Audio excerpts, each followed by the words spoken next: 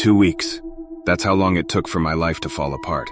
2 weeks for everything I ever loved or cared about to be taken from me in the cruelest way imaginable. And it all started on that hateful plot of land that was supposed to be my family's new home. We'd bought the house a month earlier and packed our lives up in SoCal and moved to Northern California. It was unassuming. 2-story, 3-bedroom, cheaply built, and overpriced in an attempt to cash in on the housing shortage. The whole housing subdivision was like that, and in the end, the gamble failed.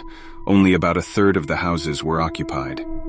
We arrived early in the morning. Spring had just reared its head and showers still peppered the land. This particular morning, a light drizzle had been falling for a few hours. On a front lawn, staring directly at us as we pulled in, was a kid, crying. Even through the rain, I could see from the way his shoulders and chest shuddered. There was a woman standing a few feet away, staring at the boy. "Are you okay?" my fiancée Lori asked, stepping out of the car. The boy, who couldn't have been older than 17, nodded slightly and walked away, pausing halfway down the street to look back and shake his head. The woman in her 60s walked up as he strode out of sight and spoke to us. "He's crying for you," she said. "Excuse me?" I asked her. "He's like an omen. I saw him crying a week before my husband went missing. All they found of him was the joint to his index finger. I'd leave and never look back if I were you." "I'm sorry. Are you a neighbor?" Lori asked. "Nah, don't live here. Just follow the boy around whenever I see him crying. Never says anything to the people he's supposed to warn, so that's why I'm here. I know you're kind though, young, arrogant, and unwilling to listen. It's fine. I'm just a crazy old lady. Just know this land here. It knows nothing but tragedy. Settlers watered it with the blood of Indians slaughtered by the hundreds, and before them, they did it to each other. See, bound by tragedy, it'll come to pass again." "I think you should be going," I said firmly. "I'm off. Just don't say I didn't warn you," she said and hobbled away. "What the hell was that about?" I asked, facing Lori. "Locals trying to scare us. I get it. People like us move en masse, raise rents, vote differently, and change their way of life. It's easy to see why they'd get resentful," she said. She saw the look in my eyes and frowned. "Amir, I didn't mean it like that. I'm not trying to sympathize with bigots. I'm just saying my parents think like her. I know what's running through her mind. But honestly, fuck her. She doesn't matter. We do. The people around here are probably used to getting everything handed to them. Why can't we take a little something from ourselves?" I was comforted by her words then, but in hindsight she was wrong. Mrs. Norris was eccentric and crotchety, but she never had anything handed to her. She grew up poor and lived poor most of her life, and even now she works as a Walmart greeter. If anyone had been lucky, it had been me. My entire life I only failed upwards.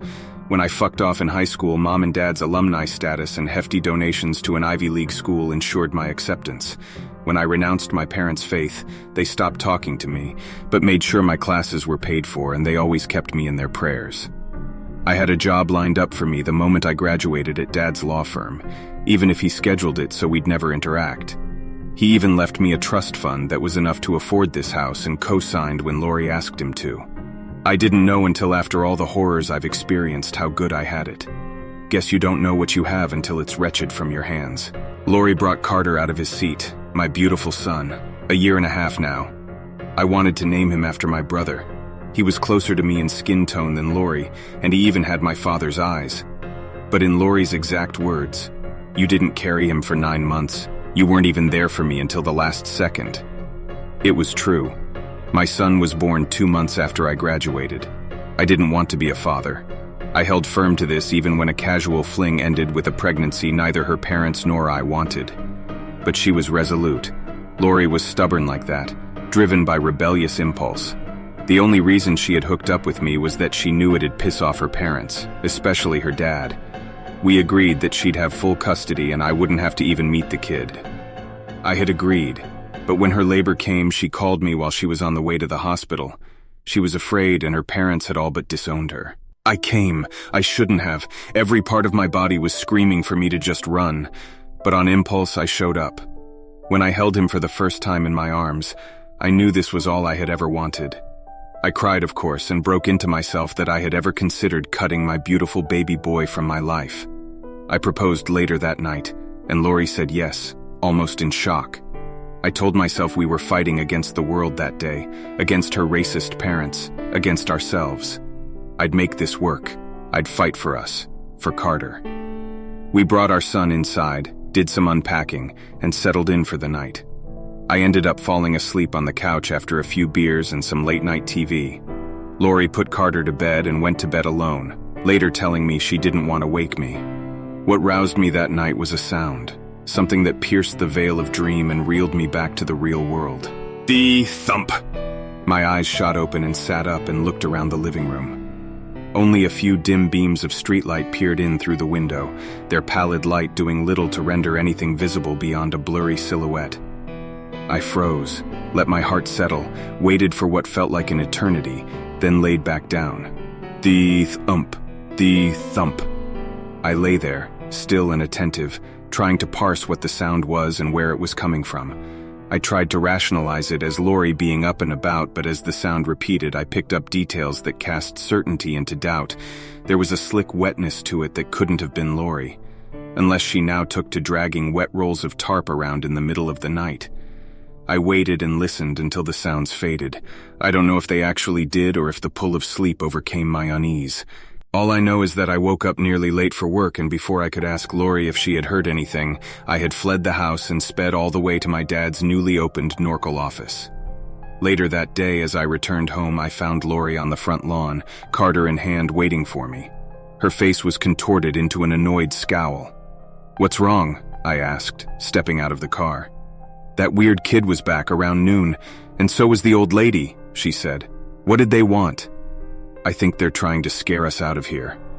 The kid was crying again, bawling actually. The lady was behind him said that it's already started and that our clock was ticking down. When I asked her what she meant by that, she all but threatened me. She said, "The earth, it weeps, and it remembers the cruelties inflicted upon it. You'll see, it'll claim its dues one way or another." I told them I was going to call the cops and they left, but it didn't sit right with me. They were harassing some of the other neighbors too. And it's just weird. Did the real estate agent say anything about this place? It's an entirely new housing development. There is no history to tell why. Did they get to you? No, it's just that last night I heard something, like a dragging sound. I thought maybe it was you, but it felt like something was watching me. It didn't feel like you. I heard that too. Didn't feel like anyone watching me, just the noise, I said. Maybe we should call someone. A priest or... Lori, don't tell me you buy into that shit after one night of something that's easily explained. It's not too uncommon for people to have houses cleansed when they move. Maybe it's worth entertaining. Just down the street from us are nature reserves that used to be native land. Maybe it's them. Ever think of that? You said it yourself. They have every reason to try to get rid of us. That's a little convoluted, isn't it? Why would anyone go out of their way like that for us? What about the others they've bothered? She asked. Plenty of people have gone after us for less, Lori, having my kid put you at odds with half your family alone. Your dad shot at me. I'm not surprised by the crazy shit people do anymore. We'll let security know that they're harassing us. Problem solved. Lori looked at me with weary eyes. Maybe. She glanced back down at Carter, who giggled, and she smiled. Yeah, you're right, she said, and let her shoulders relax. A few days went by without incident, and I was starting to settle into the flow of things. We got to know some of our neighbors, at Lori's behest, and I was trying to get Carter to say his first words, but the word dada seemed to evade him. Lori was still in a bit of a funk. She got it often enough that I talked about therapy, though she always evaded the topic.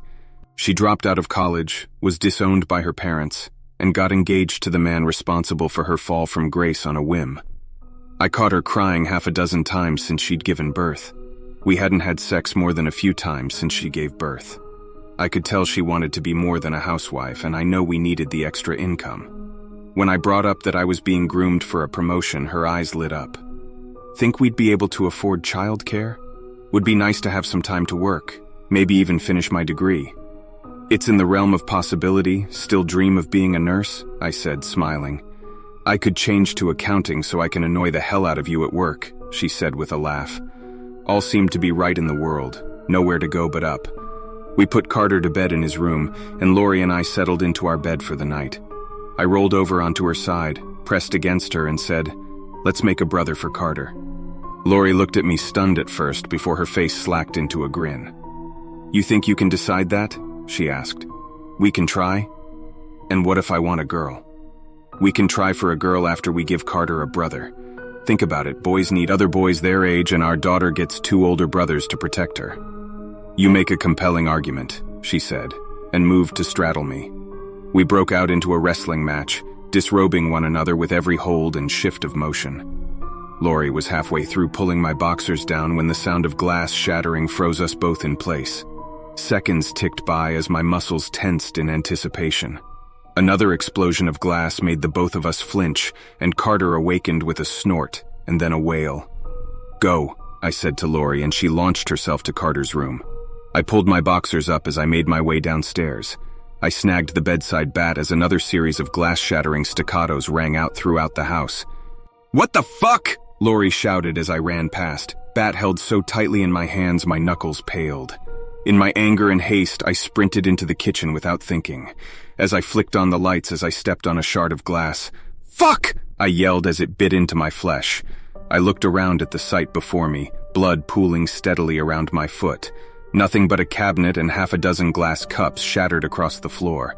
I set the bat down on the counter and pried the sizable glass shard from my foot. I didn't have time to dress it. A scream rang out from upstairs. "Amir! Amir!" Lori called, and I sprang up and ran towards them, leaving bloody footprints on hardwood and carpeted stairs. I was yelling at myself internally. Whatever was doing this succeeded in separating us. As I reached the hallway, it dawned on me that I left the bat on the counter. Though my stomach tied itself into knots at the realization that I'd have to face whatever was in the room unarmed, nearly naked and bleeding, I did not slow or relent. I flung myself through the open door, wild-eyed and ready to fight. Lori was huddled in the furthest corner with our wailing son held close to her chest, a finger outstretched and pointing to the closet that faced her. My eyes flicked to where she pointed in the swirling darkness of the open closet door, and for the briefest of moments, I thought I saw movement. Muscles tensed and I raised my fists, but the apparition was dispelled the second I focused in on it. Already rationalizations formed within me, and adrenaline-fueled delusion was the one I clung to. "What? What did you see?" I asked Lori as she tried to soothe Carter. I don't know, but there was something here. It was in the closet. It was staring at us," she said and gazed down at the blood seeping into the carpet. "What happened downstairs?" she asked. "Cupboard was open and glasses fell out." "Amir, that doesn't just happen. We can't stay here anymore." "And what do you propose we do? Go to a hotel, put the house on the market, and hope that we scrounge enough to find somewhere else?" "Why not?" "Because this is our only chance, Lori. Because we have nothing else. We've made it here and I can't make a gamble like that. Half the houses here are empty. They haven't sold. If we leave and are worse off than when we started, we have no one to turn to. Not your parents, not mine, not a single friend. No one but us. We have to fight Lori. For us. For Carter." Carter had quieted, but Lori had tears carving slow paths down her cheek. "I didn't think it'd be this hard. I didn't expect a walk in the park, but fuck, I didn't think it feels like this. Every day is a pit I have to crawl out from, and every day it feels deeper," she said. I closed the distance between us, embraced her and Carter, and with my head on hers I asked her to fight, and through tears and quiet hiccups she said, "I will." We spent the next hour cleaning up the house. Lori bandaged my foot and we planned to rent a carpet cleaner for all the blood. We moved Carter's crib into our bedroom at Lori's request, so that killed my plans for making Carter a brother. Things settled for the night, and we fell into a fretful sleep. The next day as I was coming home from work, I noticed that strange kid again. Mrs. Norris was far behind on the intersection of my street and another. Like before, he was walking aimlessly but paused in front of our house. He was crying again, but harder this time. Sobs racked his body as he struggled to hold a steady breath. "You're not supposed to be here," I said as I walked by. He nodded and kept walking but paused for a moment, letting his crying die down until he could speak, and he said, "You're the ones that don't belong. The earth here, it's wept and none listened to its pleas, and so now it lashes out." I headed toward him at a brisk pace and grabbed onto his shirt, pulling him close so he could see how deadly serious I was. "Are you threatening me and my family?" He met my gaze. There was nothing in his eyes, no provocation, but he was crying again. A smile split his face and his unsettlingly perfect teeth bared. He looked back into my eyes and said, "It'll end in screams." He shook his head and laugh-cried until I was disturbed enough to let him go. He started walking away from me again, almost limping now, and I regretted not slugging him when I had a chance. Now I had to deal with the hobbling hag, Mrs. Norris. Henry, a neighbor I recognized from 3 doors down, was turning away from her. His walk was tense, and as he retreated back to his house, the old woman locked eyes with me and approached to speak. I let out a sigh as she closed the distance. "Since you're too much of a fool to heed a warning from those who know better, let me give you a word of advice. Offer yourself in their place. Take your blood, slather it on your door, offer your life. You'll spend every waking moment of your life in regret if you don't," she said. "What biblical bullshit are you on about? I won't buy into your madness. My husband and I were planning on starting a family before it took him. I haven't moved forward a day since the day I lost him. That was 17 years ago, and that boy hasn't aged a day since. He knew. Like an angel of death, he knew it would come for me. It took my future, and I've spent every moment I can trying to warn others of what happens when the earth learns to hate, but every single last one of you has been so stubborn. I haven't saved a single one. Maybe that's another aspect of its malice. But God, if I don't try, this whole neighborhood will collapse under the weight of its own hubris, please. Look, lady, you're obviously struggling with something. I feel for you, but I won't let you project your delusions onto me and my family. I hope you can get the help you need, but stay the fuck away from us." She looked at me dejected. She turned away from me and hobbled off and said, "Fine," in such a hoarse and airy whisper, I almost thought it a phantom. As she rounded a corner and escaped my glare, I felt a sting of dull pain throb through my foot. My wound had reopened and fresh blood flowed and seeped into my shoes in the earth. "How was work?" Lori asked over dinner once we had settled in. "Fine. Bueller's talk of promotions has all but dried up, though. I'm sure it'll come up again. You're a hard worker. Let's hope my dad's not in his ear. What about you? How was your day?" I asked. "Fine, we spent it at the park. We went for lunch and we've just been out and about seeing the town." "You're afraid to be here alone?" "Why wouldn't I be? Something was staring at me and Carter. It wanted to hurt us. I'm not comfortable here alone. Maybe Mrs. Norris was right." I set down my fork and looked at her. Her face was unreadable, but she wouldn't have said anything unless she was mad at me. "Lori, can we not? I'm sorry I wasn't around. I would have loved to spend the day with you and Carter. I'll look into affordable daycare and you can start looking for a job so you can get some time out of the house. I'm sure things will settle in a bit and we'll be better off." Her hand slid over on top of mine and she spoke. "I'd like that, and I'm sorry I shouldn't have been so standoffish. I've been stressed, you've been stressed. It's all been one big ball of stress since we moved in. I'm sure you're right. We'll be fine in the end." Her hand tightened around mine and I maneuvered around so that I could interlace her fingers with mine. Wordlessly, we ate dinner, put Carter to sleep, and made love in the next room. When we had finished, we lay down to sleep, and in the moments before I faded into dreams, I thought that despite it all, I truly was a lucky man. MP. My eyes flung open as I jolted awake. My heart raced as my eyes darted around the room scanning for movement. Why tonight of all nights? I couldn't help but mutter under my breath.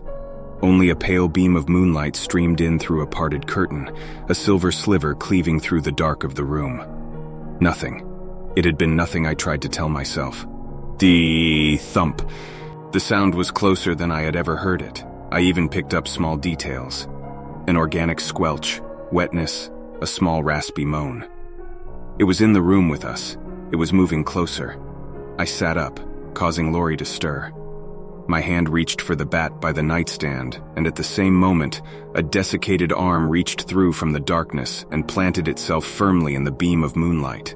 Its hands rested upon what I now realized was a bloody, pulpy mess. I brought the bat to my chest and watched in horror as it dragged itself into view.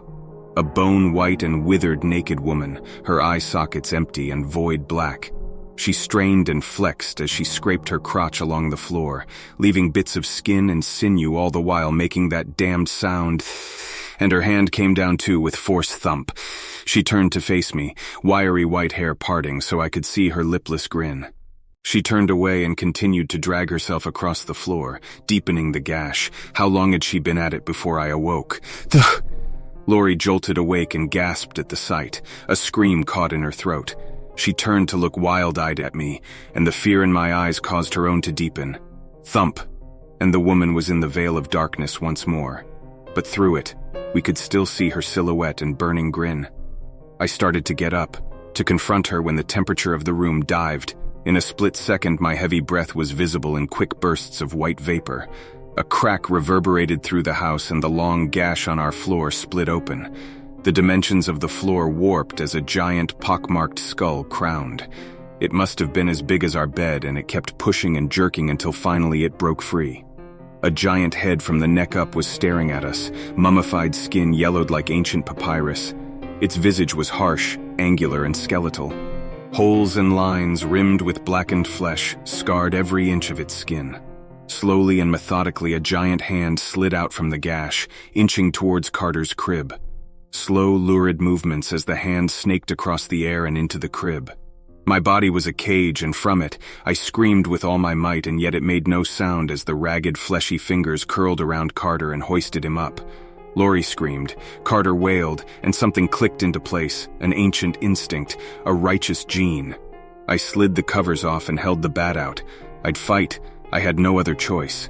The hand paused, and the head's attention shifted to me, and it blossomed. Every hole in its skin was now filled with the hateful glare of an eye, hundreds of them. Every line split open, and a black tooth smiled, grinned. Grinned with its whole being. This thing was grinning at me.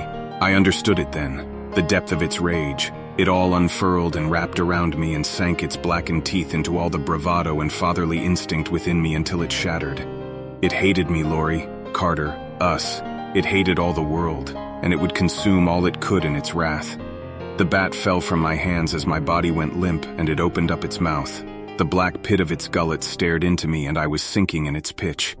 An ear-splitting shriek dragged me back out into this world, and I watched in agonized slow motion as it brought the hand it held Carter in closer and closer to its mouth. I wanted to scream, wanted to stop it, wanted to close my eyes, but I only watched as this emanation of hatred brought my son to its lips, and took a bite. The crunch is seared into the very core of my being. I'll never forget, no matter how hard I try. A pitiful cry that never truly formed clicked in my head, and a crimson curtain fell. 1,000 tongues, 1,000 mouths all opened and clashed against each other to lap up the blood of my son, the blood of me and Lori. Our entire history, our future, gone. The hand pulled back, twisting as it did. The sound of small, frail bones breaking and flesh tearing echoed throughout my entire being, and still, I couldn't look away. It took 2 more bites for it to finish, and it made sure to take its time chewing. When it finally swallowed, it pursed its lips at me, smile stained red, and dove into the gash. It sealed itself and returned to the pulpy stain it had originally been, now with a few more bloodstains. My ears were ringing, my screams, Lori's. The whole neighborhood was shrieking out into the night. In the corner, the naked woman watched us as we shrieked ourselves raw until she too faded into the blackness. Dawn came a few hours later, but night had been lit by the blues and reds of police cars. I saw that strange kid amongst the crowd of people. He wasn't crying anymore. His eyes were empty and solemn, but the grin he had flashed me the day before was still carved into his visage. Mrs. Norris was at his side. Our eyes locked, and an understanding was shared between us. She shook her head, wiped a tear from her eye, and turned to leave. Everyone had lost someone that night. Coraline, a widow, was never found, only an empty house and a bloodstain. Joshua, a single father, awoke to his daughter's room empty except for the fading silhouette of a woman hidden within a dark corner. Henry only ever had himself and his dog. All that was left of the chocolate lab was the bisected lower half. There are other tales and losses too painful to hear, but no one escaped the wrath of that angel of death. A resentful plot of land, or maybe some unknown dues finally being paid.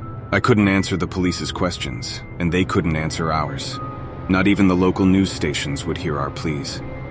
Maybe there was some higher power at play, trying to cover up the event, the calamity that shattered the lives of dozens. Maybe the truth will come out one day. Or maybe this has happened before and they've perfected the methods of covering it up. If there's a consequence in store for my account, I'll be dead before I ever face it. That fateful night was 3 days ago. I haven't gone to work since or even talked to Lori. Catatonic, my mind regressed into a shell of itself because what else could I have done? Yesterday I walked in on Lori, lifeless. She downed all the bottles of medication she could find. I thought I had nothing left to lose. But then I saw her. That shell broke, and I collapsed into myself more than I ever knew I could. I think I'll be following after her and Carter before the day is done. I was never a religious man, it's why my father disowned me. Now I pray that they're out there, in a better place, and that they're waiting for me and we won't have to fight anymore. My father once told me that children are your legacy, your future, and so to be fruitful. I think about how much we've taken from the earth and how much suffering it's witnessed, how much blood has been spilled on it, how long it must have spent beneath our shadow weeping, praying for it to end. With enough time and tragedy, even the brightest of hearts warp and twist into something else. Maybe you can only take from someone so much before it takes back. It took everything from me. I don't know how far this spreads, where and if it'll strike again. All I know is that the very earth we tread and live on can grow to hate us, and maybe for you, it already does.